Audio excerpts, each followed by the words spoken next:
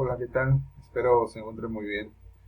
Eh, Vamos a seguir con este curso de Psicología y Contexto Sociohistórico y vamos a hablar de un tema clave, ¿no? Que es el tema de la historia de las mujeres, porque algo que hemos venido construyendo a lo largo de las últimas sesiones es precisamente tratar de darnos cuenta cómo se ha construido eh, el mundo contemporáneo, pero particularmente acá queremos hacer una historia crítica tanto de la psicología como de la historia de la humanidad y de la sociedad donde estamos. Y hemos puesto énfasis en cómo se han construido las sociedades contemporáneas y la subjetividad contemporánea. Para ello hemos analizado cómo el capitalismo se fue gestando, el capitalismo contemporáneo, el capitalismo digital globalizado, tiene un origen muy particular, pero también hemos hecho, por ejemplo, un rastreo de las formas en cómo el colonialismo y el neocolonialismo se fue gestando en las sociedades también contemporáneas y fue permeando nuestras formas de pensar la realidad, y muchos de las instituciones, de los procesos sociales contemporáneos son hijos y siguen reproduciendo varias de las lógicas coloniales. También hemos hecho como una revisión de la construcción del cientificismo, de la construcción de esta racionalidad centrada en la instrumentación, que va a ser aliada de los otros dos elementos previos, y sobre todo de las formas de producción de conocimiento científico dominante, ¿no? Y finalmente, a partir de la última sesión, también empezamos a revisar la idea de el género. Porque lo que estuvimos haciendo desde la sesión anterior fue ver cómo la idea de la racionalidad en la ilustración, que fue aliada de la revolución industrial, de la emergencia del capitalismo, de los estados modernos contemporáneos, eh, y por supuesto también del colonialismo, eh, fue dando vida a, o consolidando, mejor dicho, una forma de opresión social que tenía siglos operando, incluso aún previo a los procesos coloniales o los procesos del desarrollo del capitalismo o los estados contemporáneos, que es precisamente el orden patriarcal de la sociedad. A lo largo de las sesiones yo había presentado varios ejemplos de la posición de las mujeres en la historia. Y es lo que vamos a tratar de analizar el día de hoy, porque si queremos hacer una historia crítica, debemos entender cuáles son los procesos que dan forma a la subjetividad, pero también a el orden social contemporáneo. Y por eso el día de hoy nos vamos a centrar en la historia de las mujeres. Eh, para poder hablar de esto vamos a tener que recordar varias cosas, ¿no? Algo que yo les había dicho es que es una narrativa histórica que ha priorizado ciertas voces, ¿no? Hay ciertas voces que se han constituido como las voces dominantes en todos estos procesos, y hemos visto cómo esas voces son las voces que se presentan como legítimas, las voces que terminan contando la historia, ¿no? Eh, y si quisiéramos hacer una síntesis, de nuevo, esas voces tienen como ciertas características, ¿no?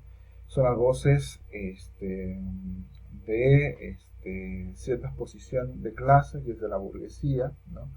Eh, Particularmente de la burguesía liberal que se ha ido constituyendo en el mundo contemporáneo como el orden neoliberal globalizado, que ha difundido muchísimo su concepción de la realidad, pero también nos vamos a dar cuenta el día de hoy que una voz dominante de esas ha sido la voz de los hombres, y veremos que es necesario acudir a algunos conceptos para entender esto. Eh, También la narrativa se ha centrado en Europa, ¿sí?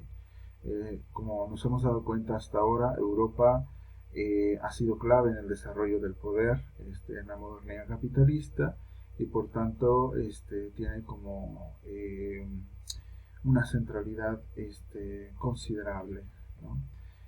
También las perspectivas blancas han dominado y tanto la cuestión geográfica europea como la noción blanca precisamente nos habla de la racialización de las narrativas que construimos hoy en día. Pero también, por ejemplo, los adultos, los heterosexuales, si ustedes se fijan, los niños han sido excluidos, ¿no? Bueno, los adultos mayores también, pero también la narrativa de la historia, casi siempre lo que escuchamos son las voces de las personas heterosexuales, no de la diversidad sexual, y por supuesto también que esta categoría la vamos a problematizar después de las personas no discapacitadas, ¿no? Esta idea del capacitismo y de aquellos que cuentan con cierto funcionamiento corporal que descartan a la diversidad somática, ¿no? Entonces, acá tenemos que estas han sido las narrativas históricas dominantes. Ahí en algún momento hemos citado la frase de Benjamin, que nos decía que la historia la cuentan los vencedores, ¿no? De alguna forma Benjamin hacía como énfasis en esta cuestión del marxismo, de la lucha de clases, y de cómo los vencedores contaban la historia, pero no solamente la burguesía, ¿no? Sino vemos que en las formas en cómo históricamente se han construido la distribución del poder y el recurso, de los recursos, se han naturalizado jerarquías y por tanto voces que se escuchan más que otras, voces que se piensan como importantes, voces que no se piensan como importantes, experiencias que se consideran como de registro histórico y experiencias que se piensan como desechables. Entonces, estas jerarquías que muchas veces se presentan naturalizadas nos están ayudando a encontrar eh, pues estos patrones históricos, ¿no?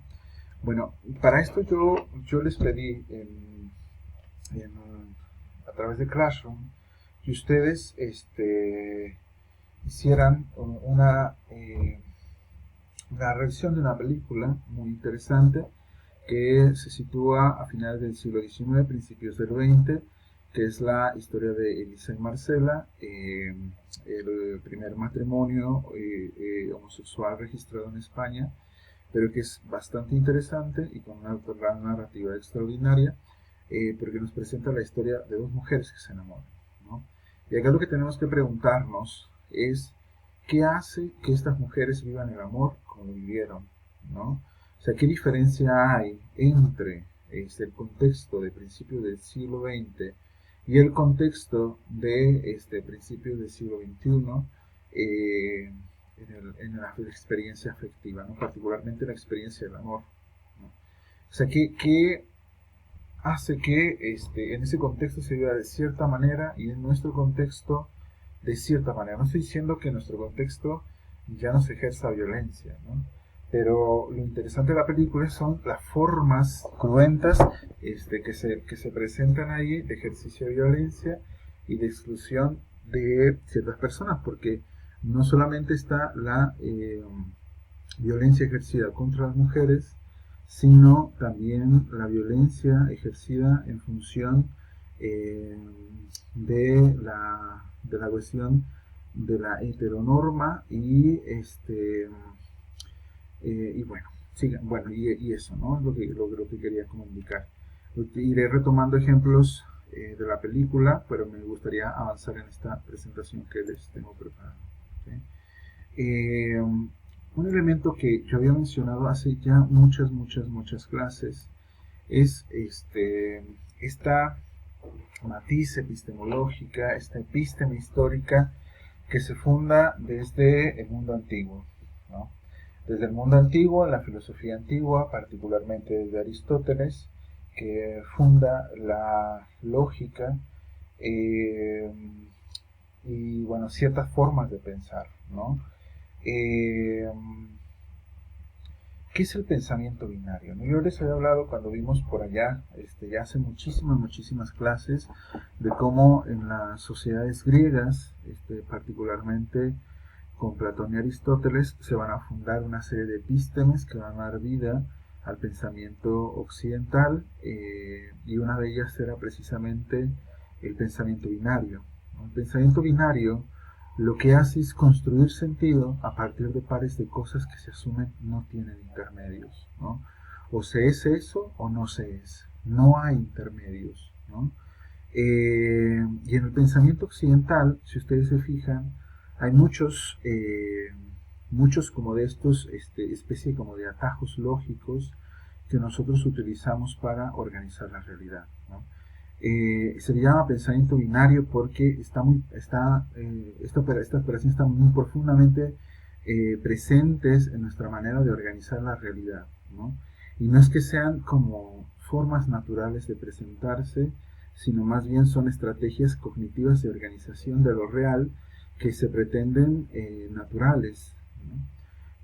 Ahí hay varias que se han presentado. Por ejemplo, un primer ejemplo podría ser esta división entre hombres y mujeres, entre lo bueno y lo malo, lo blanco y lo negro, lo grande y lo pequeño, el comienzo y el final, el cuerpo y el alma, lo material y lo inmaterial, la creación y la destrucción, y podríamos seguir.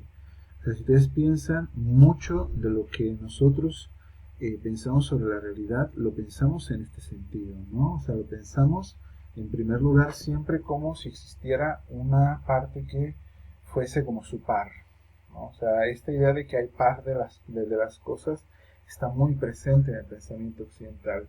No estoy diciendo de todo, pero hay varias categorías que están así naturalizadas, ¿no?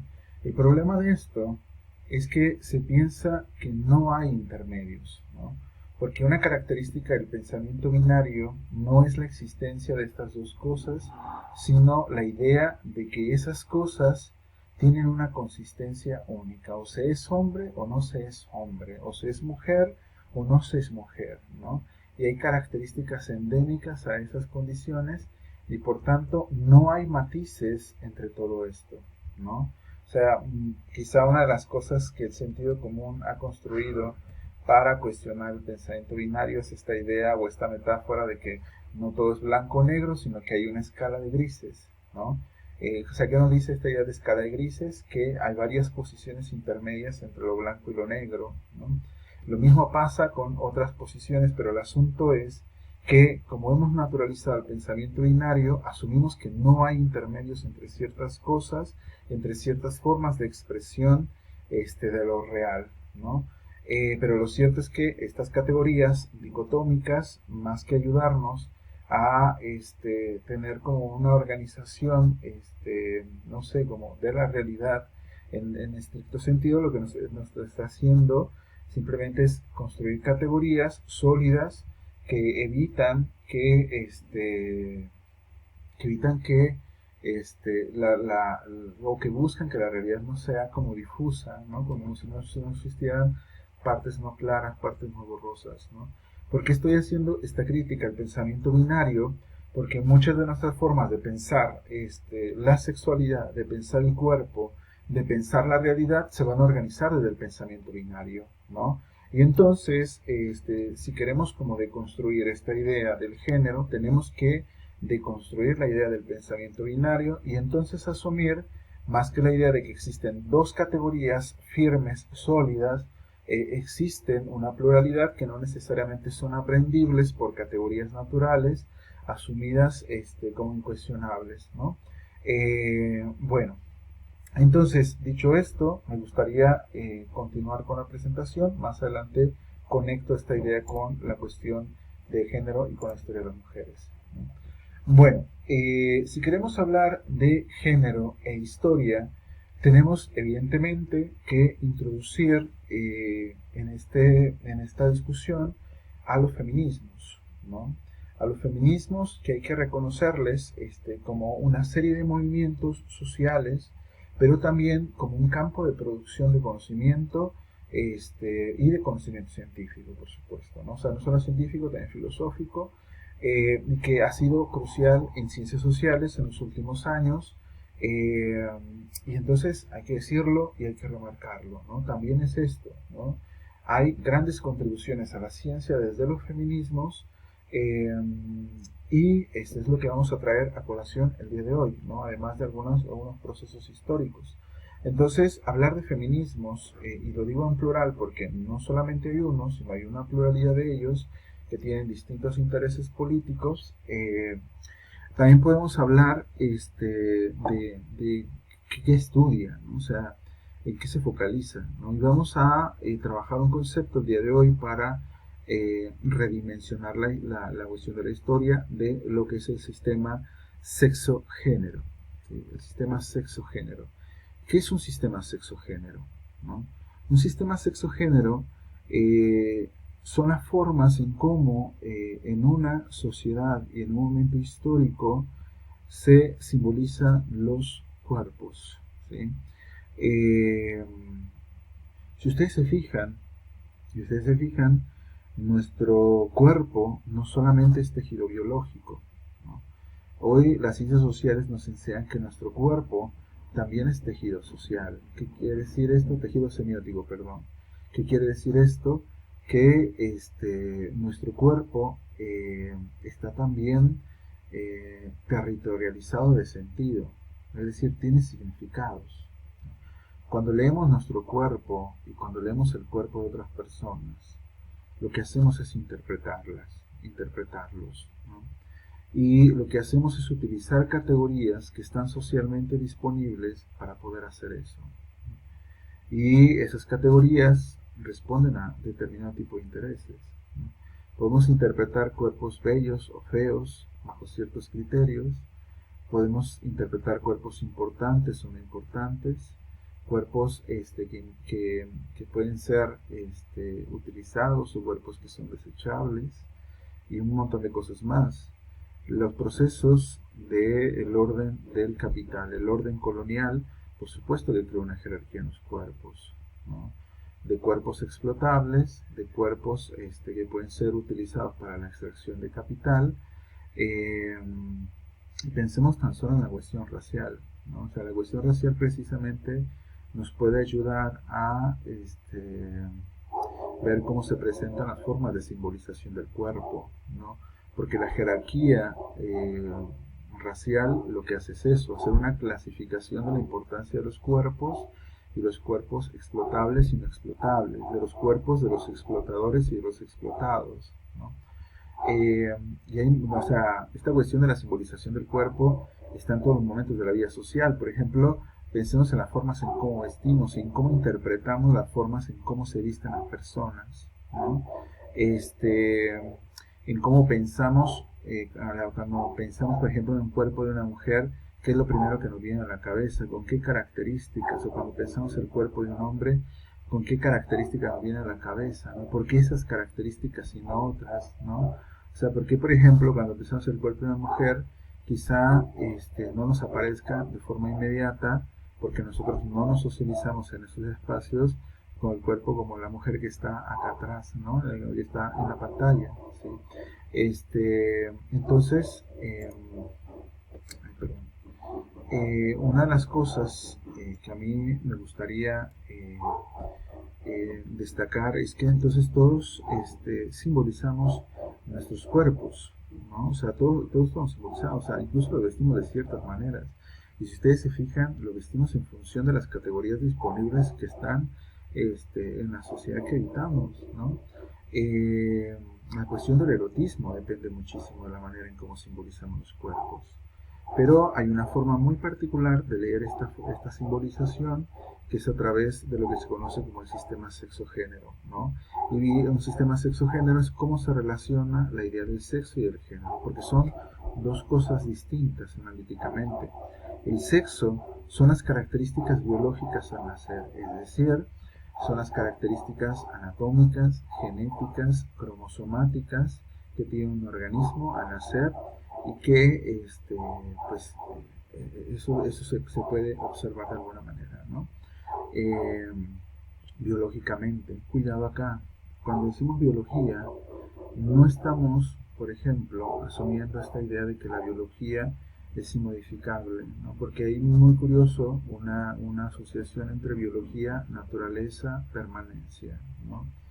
Y lo que tenemos que nosotros cuestionar acá es que la biología no en estricto sentido este, se asocia con la idea de la permanencia o lo inmodificable, ¿no? O sea, precisamente nuestra biología es eso, una modificación permanente, ¿no? O sea, ¿qué es la teoría de la evolución sino una teoría de la modificación de los organismos en función de la cual se explica cómo somos ahora y más o menos hacia dónde vamos, ¿no?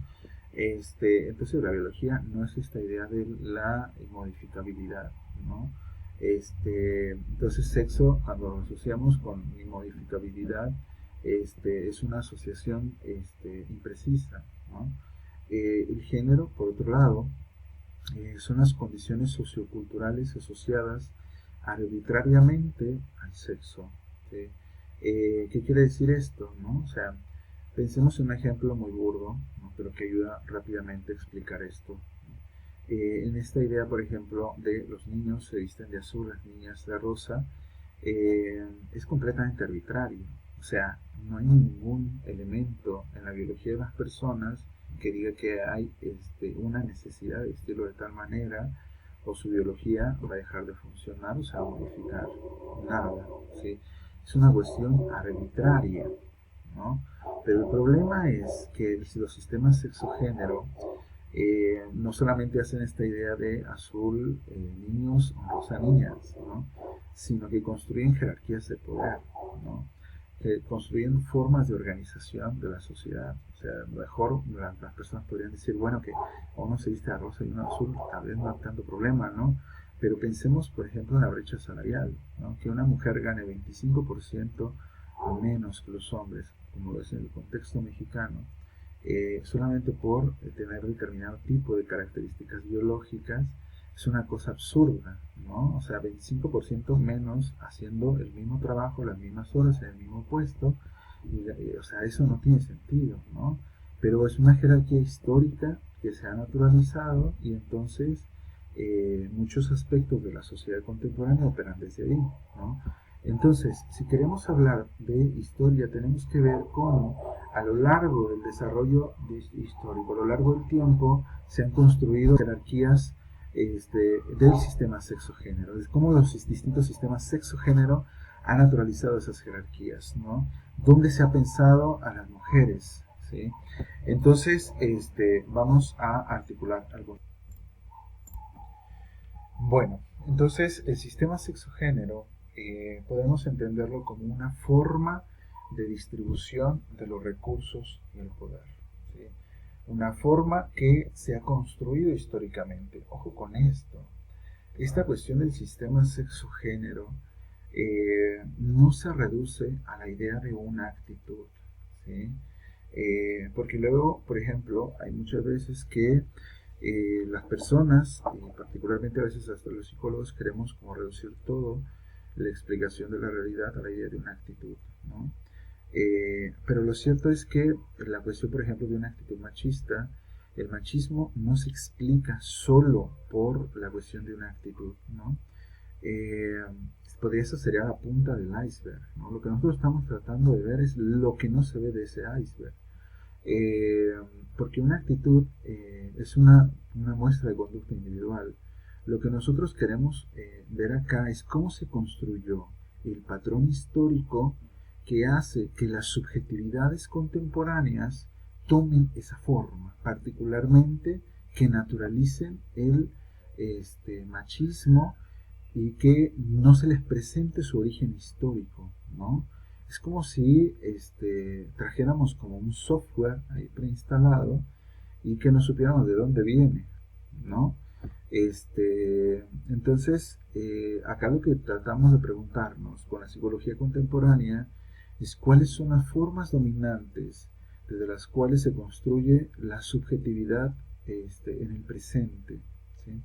Hemos insistido mucho en esto a lo largo del curso, ¿no? Entonces, tenemos el sistema sexo-género, que es una forma de distribuir los recursos y el poder, ¿sí? Y que ha tomado tres formas muy particulares. Ha tomado una forma androcéntrica, patriarcal y heteronormada, ¿sí? Y vamos a explicarlas, ¿no? Pero antes de ello, pensemos un poco en la historia, ¿no? Pensemos un poco eh, en cómo se ha construido la narrativa histórica, pero no solo cómo se ha construido la narrativa histórica, este, sino el lugar que han ocupado hombres y mujeres. Pensemos, por ejemplo, en 5 hombres, ¿sí?, que hayan ocupado puestos de poder a lo largo de la historia, ¿no?, desde que recuerdan hasta el presente. Si nos ponemos a pensar, que esta pregunta generalmente la hago en el aula, salen así, rapidísimo. Ustedes pónganse a pensar, hagan el ejercicio, si quieren pausa en el video y háganlo, ¿no? Pero ahora, piensen en 5 mujeres que han ocupado puestos de poder.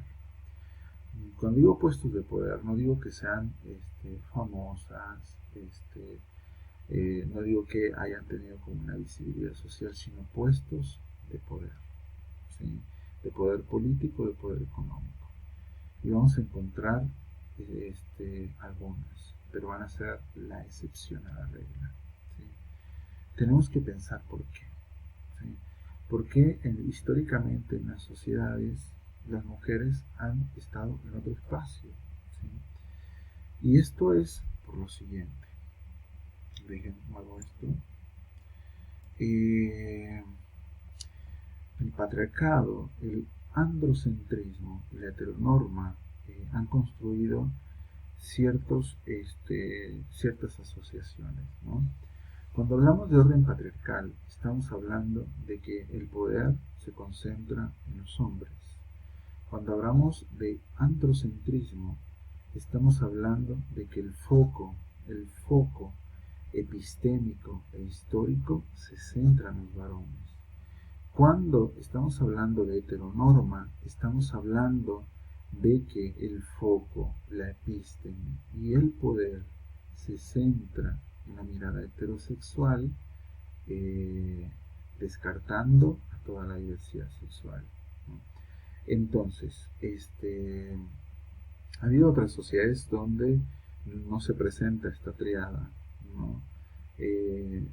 Si nos vamos a la historia de la homosexualidad, por ejemplo, encontraremos varias prácticas en otras sociedades del mundo antiguo que no eran sancionadas socialmente, pero que tampoco se las reconocían como prácticas homoeróticas. Pensemos, por ejemplo, en Grecia, ¿no?, que eran las prácticas de los varones con otros varones, eran socialmente bien vistas, parte de la formación, pero no para las mujeres. O sea, esta práctica, las mujeres eran excluidas, ¿no? Era mal visto, por ejemplo, la homosexualidad femenina, lésbica, en el mundo antiguo, griego, pero no la de los varones, ¿no?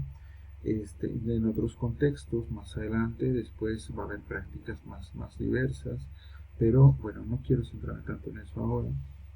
Lo que quiero decir es que esta forma de organización de la realidad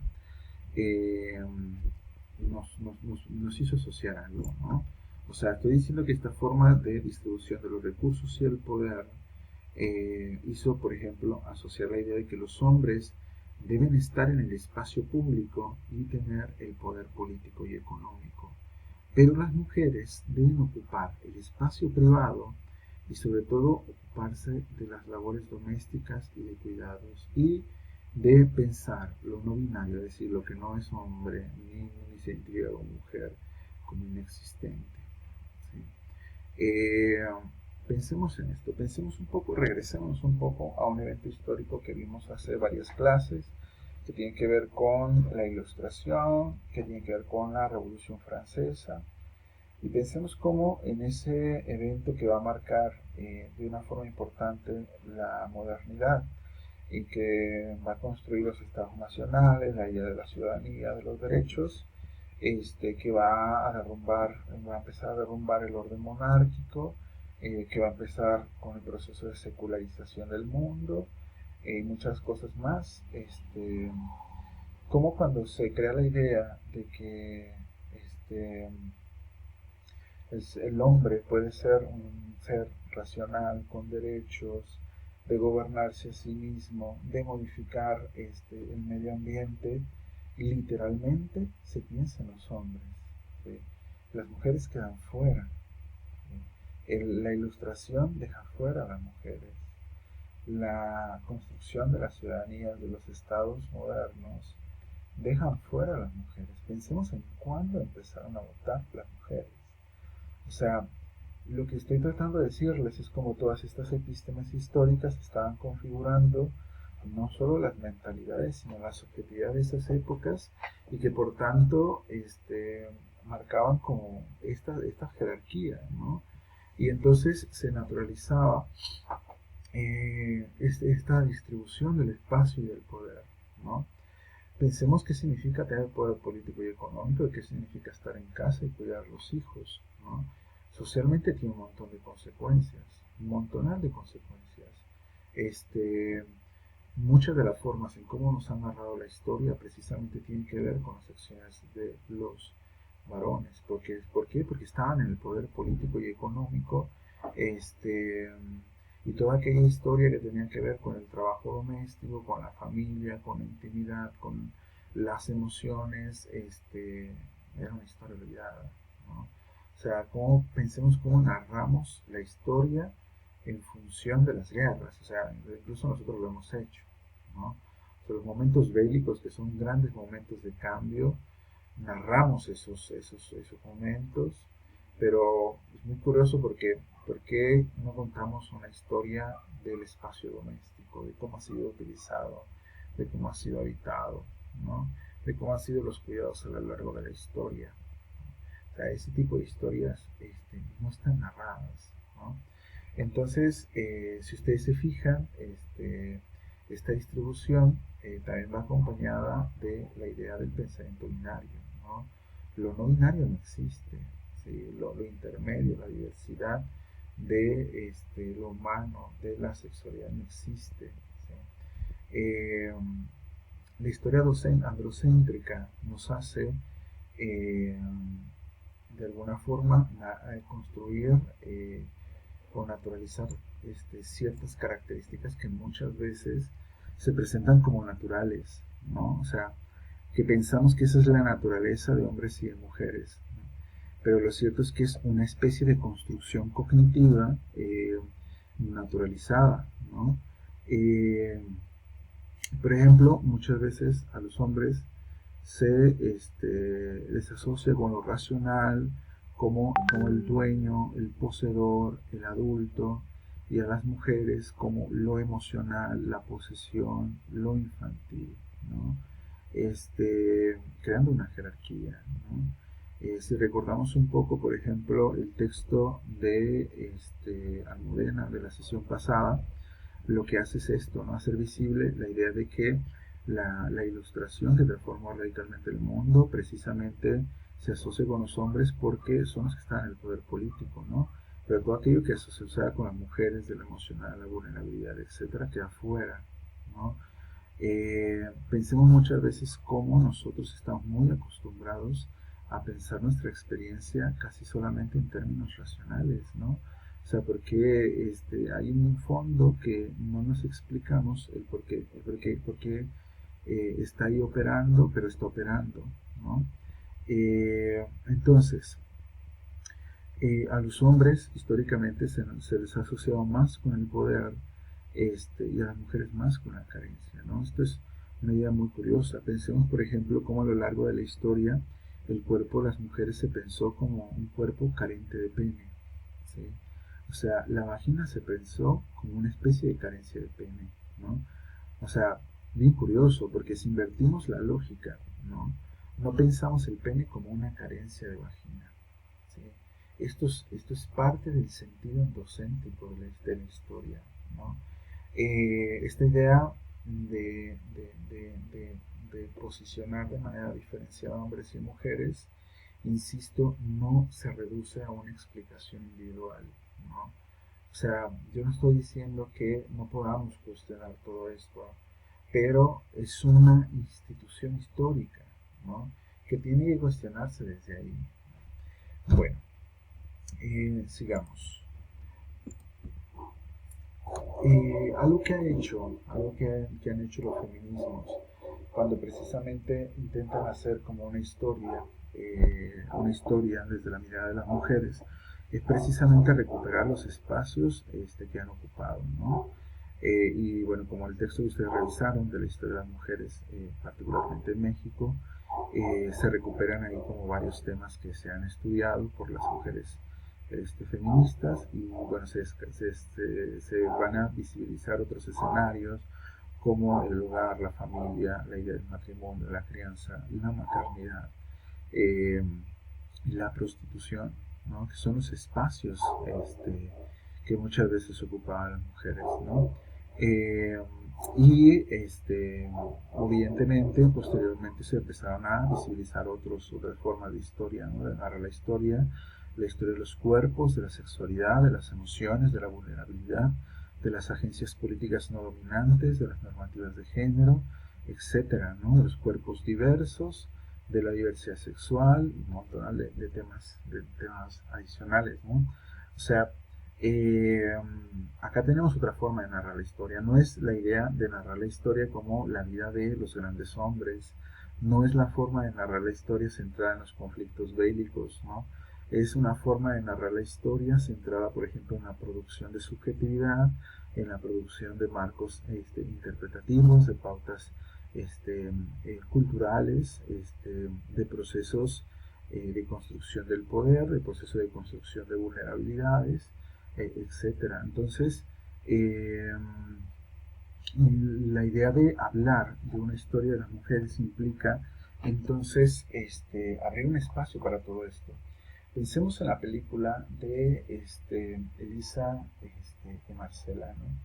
Que es una película que relata de una forma muy clara y consistente el orden patriarcal, androcéntrico y heteronormado, que estaba profundamente naturalizado a inicios del siglo XX y que, bueno, ahí abundan distintos ejemplos de violencia que se gestan desde ahí, ¿no? Todas estas formas de discriminación, de exclusión, que ustedes vieron es precisamente producto de todas estas cosas que yo les he estado contando hasta ahora, ¿no? Afortunadamente, desde mediados del siglo XX al presente, se han ido cuestionando muchísimas de estas cosas, a tal grado que hemos visto muchísimos cambios en los derechos civiles y sociales de las mujeres, aunque aún falta un montón en ese sentido, porque tampoco podemos construir esta idea de que hoy está todo resuelto, ¿no? O sea, hay muchas problemáticas aún en día. Pensemos en todo este tema de la pandemia, ¿no? Y de cómo las mujeres no solamente están enfrentando este asunto de la amenaza por el COVID-19, sino también están enfrentando la carga tremenda de trabajo doméstico, pero también están enfrentando la violencia en casa, ¿no? Hace unos días leía unas cifras muy impactantes que decían que han muerto más mujeres víctimas de feminicidio que víctimas del COVID-19 en este proceso de cuarentena, ¿no? Y una de las cosas que se problematizaba era esta idea de eh, cómo muchas veces se acusaba que las víctimas de esto eran porque estaban exponiéndose a riesgos fuera de casa, exponiéndose a actividades que no debían, cosas de esas, pero ahora que están en casa confinadas han sido más víctimas de violencia. Ha aumentado esto, ¿no? Las denuncias de violencia intrafamiliar han aumentado de una forma extraordinaria y sobre todo ejercidas por varones, ¿no? Acá no estamos diciendo esta idea de que las mujeres son exclusivamente víctimas, todo lo contrario, estamos diciendo que también pueden construir y ser agentes políticos. No estamos construyendo tampoco la idea de que la violencia es exclusiva de los varones. Estamos construyendo eh, una genealogía de la violencia contemporánea en función del género, que por supuesto se ha concentrado en los varones por todas estas instituciones históricas. No estamos diciendo que es la naturaleza de los hombres ser violentos, ¿no? Estamos diciendo acá que estamos constituidos desde estas instituciones y que por tanto nos arman de alguna manera, ¿no? Nos arman y tienen efectos a la manera, y no solamente en cómo producimos ciencia, sino en cómo vivimos en lo cotidiano, ¿no? Pensemos en la psicología que hasta hoy tenemos y en todas las formas de violencia patriarcal, androcéntrica y heteronormada que ha gestado, ¿no? Pensemos en la historia del DSM y de cómo ha psiquiatrizado a los homosexuales y a la diversidad sexual o a las mujeres, ¿no? Incluso a las infancias, ¿no? Y de cómo muchísimas luchas lo que han hecho es desmedicalizar, es decir, despatologizar esas condiciones, ¿no? Pensemos en este gran ejemplo del psicoanálisis freudiano de principios del siglo XX, de cómo pensaba la sexualidad femenina, ¿no? Fíjense cómo era narrada la sexualidad femenina a principios del siglo XX. Sigmund Freud creía que había expresiones sanas, o cuando menos no neuróticas, de la sexualidad, y que en el caso de las mujeres tenían que ver con determinado tipo de prácticas. Sigmund Freud asumía, por ejemplo, que el orgasmo femenino, particularmente el orgasmo femenino que se alcanzaba a través de la estimulación del clítoris, era un orgasmo infantil, ¿no? Producto de experiencias negativas a lo largo de la infancia, y que la madurez de las mujeres, su madurez psicosocial, dependía de que alcanzaran el orgasmo a partir de la penetración, ¿sí? O sea, lo que está haciendo Sigmund Freud en primer lugar es naturalizar la heteronorma, ¿no? Y en segundo lugar, lo que está haciendo, aparte el adultocentrismo, por supuesto, pero también está construyendo esta idea de la patologización de la sexualidad femenina. Y bueno, en ese momento, por supuesto, Freud no tenía claro de toda la importancia que tenía el clítoris en el placer sexual femenino, ¿no? Por supuesto, hoy las teorías contemporáneas de la sexualidad femenina ni de cerca están por asumir cosas similares, ¿no? Entonces, tenemos acá una serie de miradas, de perspectivas alternativas que nos están ayudando a construir algo en este curso. Este esquemita, más o menos yo lo había hecho en una diapositiva, la clase previa, donde vimos este tema de la modernidad y el individualismo. Y bueno, lo que yo les mostraba es cómo el capitalismo ha construido una jerarquía de clase, el colonialismo una jerarquía de raza, el cientificismo una jerarquía de saberes, y el patriarcado heteronormado, al menos un par de jerarquías, que son jerarquías de género y jerarquía de la sexualidad binaria, sobre la no binaria, que esto se presenta, insisto, como un orden sociopolítico naturalizado, es decir, los actores en la vida cotidiana hacen operaciones sin saber que estas grandes instituciones históricas influyen en su subjetividad y en su forma de percibir la realidad, ¿no? Esto está tremendo, ¿no? Porque lo que estamos viendo es como todo este trasfondo histórico está habilitando subjetividad. Lo que estamos haciendo en este curso es ver cómo la personalidad, si ustedes quieren, no solamente es producto de mi biografía, sino es producto de la historia de la humanidad, ¿no? De sus procesos de institucionalización, de sus formas de habilitación del poder, ¿no? De los órdenes sociopolíticos, ¿no? Y por tanto influyen en nosotros, porque cuando nosotros nacemos en todo esto, lo damos por obvio, ¿no?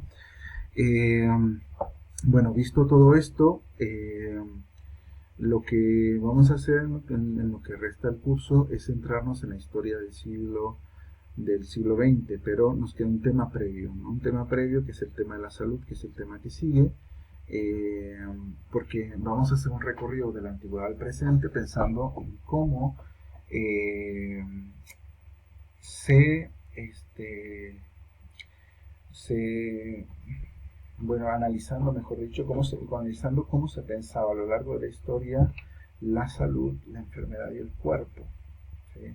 La salud, la enfermedad y el cuerpo, ¿no? Y veremos que todas estas variaciones tuvieron un montón de consecuencias y por supuesto que se fueron asociando con todos estos procesos de fondo que hasta ahora les he presentado, ¿no?